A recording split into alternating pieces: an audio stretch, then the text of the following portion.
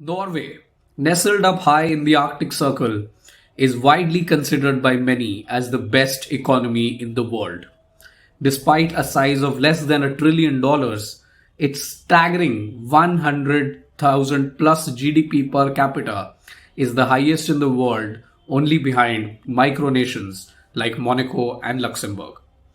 This already miles ahead country has made another natural resource discovery which could propel it far ahead even than the micronations and cement it as the best economy in the world for decades to come. The discovery they have made is that of phosphate, and it is a mineral which is involved in many things, but at the end of the day, literally feeds the world. And boy, have they found a lot of it. But first, let's understand what makes Norway one of the richest countries in the world today. You see, a century ago, Norway was nothing more than a group of fishing villages living the Arctic life. It was in the second half of the 20th century that Norway's fortunes changed with the discovery of another natural resource: oil. The discovery of oil transformed the economy and made the country enormous amounts of money. But in the last 50 years, many countries have lived the miracle of discovering natural resources within their territories. And in turn, some of them have initially generated a lot of wealth. But over time, there are many which have turned it into a curse with gross mismanagement, resulting in terrible conflicts. And frankly, the number of such countries like Venezuela and Nigeria, where this natural resource wealth is almost considered a curse, is too high to be a comfort. In fact, economists often call this the paradox of plenty. And the paradox of plenty has hunted down many countries and made their citizens pay in the last few decades. But in Norway, it's the exact opposite. In Norway, there is no paradox of plenty, but in fact, plenty is welcome and plenty is managed and plenty is the norm. It is the country which has the best effective management anyone could think of, in my opinion. The country focused on channeling all the profits of the oil revenue into a national pension fund for a rainy day. This is called the Sovereign Wealth Fund, and that fund is estimated today to be over $1.5 trillion.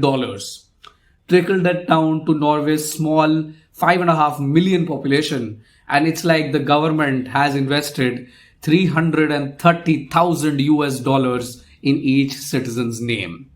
And looking at that from the eyes of someone in the developing world, that's staggering. That's more than required to be in the top 1 percentile income of most developing nations in the world. And being true to their ideology, the Norwegians have set up the Sovereign Wealth Fund in a way that all its workings as well as investments are made available in the public domain. Now, this is something which is very different when comparing it to another country's sovereign wealth fund made from natural resource revenues, whose workings are very limitedly made available to the general public. But Norway's fund is managed way differently, and maybe that is one of the reasons that it is considered to be among the best well managed in the world. When Norway discovered their oil reserves, the first step was definitely to set up extraction industries which can pump the crude oil out of the ground and turn it into natural resource wealth. But Norway went a step ahead.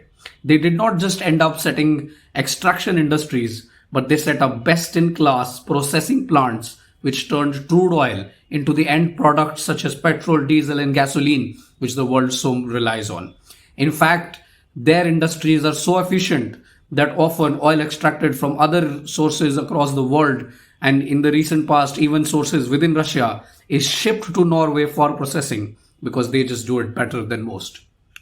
The efficient investment in not only setting up industries for extracting resources, but also producing best-in-class processing centers shows us that the population is highly skilled and is gifted at setting up advanced industries. Such historical precedent combined by the gift of phosphate, and the graph still looks to be pointing up for Norway. The current estimates suggest that the found phosphate rock has a depth of 15,000 feet, instantly propelling Norway to be one of the top two countries to have the highest known supply of phosphates ever discovered. To tell you the importance of phosphate, it is used in all kinds of green oriented tech such as batteries and solar panels, and its demand is expected to rise astronomically in the next few decades as the world gears up for its electrical revolution. More so, it is also used as a key fertilizer and quite literally ensures high agricultural production to feed the world. If this doesn't convince you of its importance, the deposit is valued at a mind-boggling $24 trillion, which is close to 20% of the current size of the global economy. Economists estimate that if the phosphate is mined, then in the next 2 decades, the value of the sovereign wealth fund deposit for each citizen could become triple to be well over $1 million. And that's a conservative estimate. Let that sink in to all of you, especially to my viewers in the developing world. But there is one country where this discovery is being viewed as a calamity.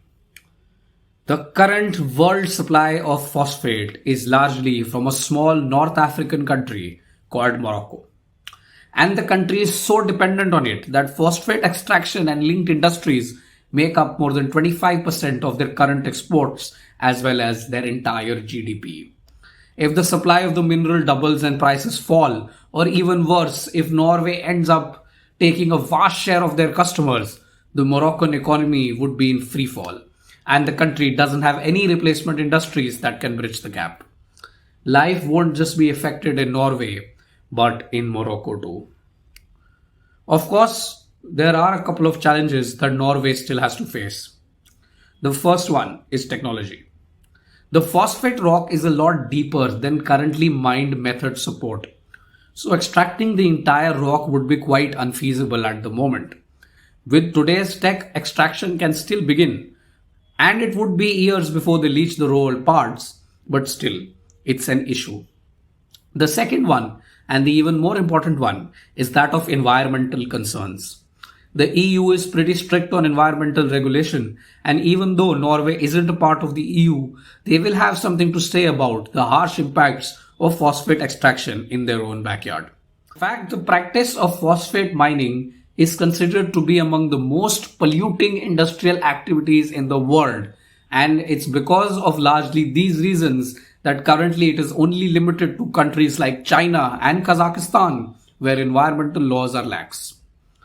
But here is why I think that despite all these challenges, the phosphate extraction will still go ahead and will turn into a substantial industry. You see, a large share of phosphate refining industry and hence the end product is currently processed in China. And since it's a strategic mineral, the West is concerned about how China will control its supply in any future conflict. And with that being a risk that the West is not likely to take, it's safe to say that if Norway, an outstanding NATO member, has enough phosphates that can supply humanity's projected needs for this remaining century to come, they would have to step up and provide for its allies and not depend on China. When we look at the amount of money that is to be made in this strategic process, it seems like a no-brainer. And speaking of money, Norway faced a similar problem at the time of starting their oil drilling venture, a similar problem which they face today in terms of lack of technology. While the technology of the time limited Norway's efforts at Arctic offshore extraction, they did manage to set up an offshore drilling site which was expected to run for 20 years. But with the advancements in technologies and the subsequent upgrades the platform received, it's been producing oil for 50 years and still expected to run for decades more. You see, wherever the money is, inspiration strikes and innovation follows. So the technical gap will be fulfilled. Do you think the phosphate discovery will cement Norway as the richest country and the best economy in the world? Let us know in the comments. And also let us know, how do you think this will affect lives of those involved in this industry in Morocco in China and in Kazakhstan. For more interesting geopolitical content, like and subscribe our channel, The Global Game, where we will continue to post shorts and videos on the most important geopolitical chess moves of our time. Thank you.